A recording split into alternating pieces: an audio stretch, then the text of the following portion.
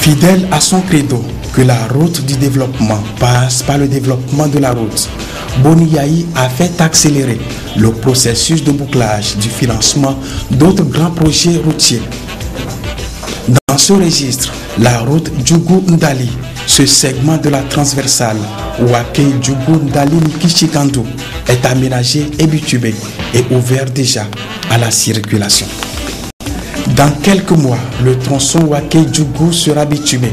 Aussi, le chef de l'État a procédé récemment au lancement des travaux de bitumage de cette voie.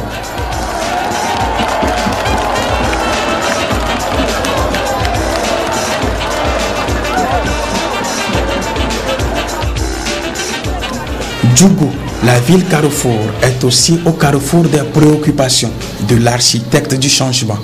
Au lendemain de sa prise du pouvoir, le président Boni Yayi a procédé au lancement de grands travaux de modernisation de la ville. Le pavage des voies à Djougou s'intègre dans une politique globale à large vue de modernisation des grandes agglomérations sur toute l'étendue du territoire national. Le gouvernement du président Yayi Boni, très tôt dès 2006, a lancé un certain nombre de programmes, à savoir d'abord le programme de réhabilitation de la ville de Djougou, qui a connu le pavage et l'assainissement de près de 12 km de voies. Ensuite, dans le cadre du programme de gestion urbaine décentralisée PGUD2, les 3 villes à statut particulier ont bénéficié de près de 24 km de voies de pavage, de voies pavées et de 4,6 km de collecteurs centraux de drainage des eaux. Dans le cadre toujours du PGUD2, l'année 2008, suite aux inondations que notre pays a connues, la saison pluvieuse où le chef de l'État a marché à Papa dans les eaux, suite donc à ces instructions, nous avons pu obtenir auprès de la Banque mondiale un programme complémentaire de PGUD2 de près de 20 milliards de francs CFA, ce qui permet aujourd'hui de lancer les travaux d'assainissement de ces rues, les rues que le chef de l'État avait à parcourir à Papa.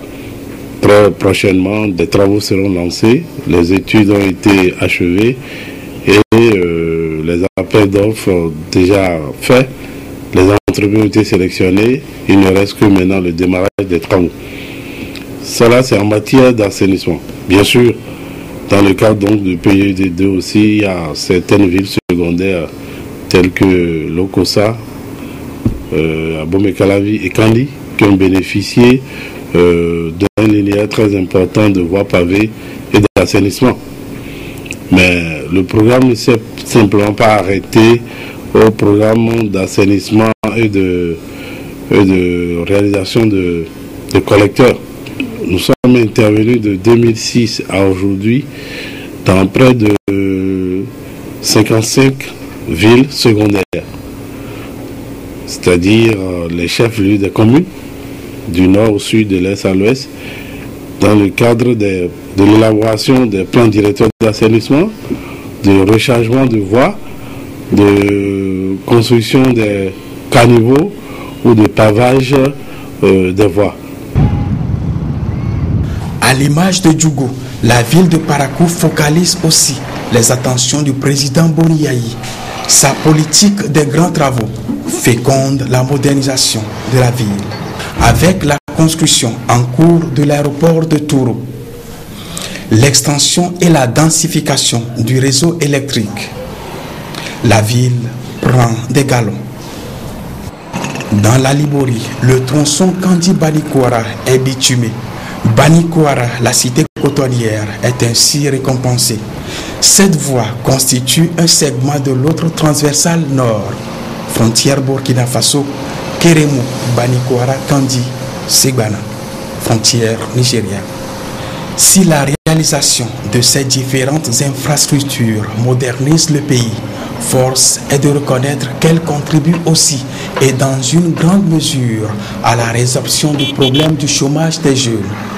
Chantier à haute intensité de main-d'œuvre, ils ont procuré et procurent encore à des milliers de Béninois des emplois et fouettent aussi les activités économiques dans les localités sous l'emprise des projets.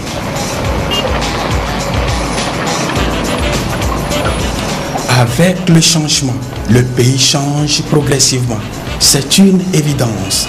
Si on le doit à la détermination du président Boni Yayi, un homme porteur de grandes valeurs, de grandes ambitions et d'un grand idéal pour le pays, il faut aussi reconnaître qu'on le doit surtout à la paix qui règne au Bénin.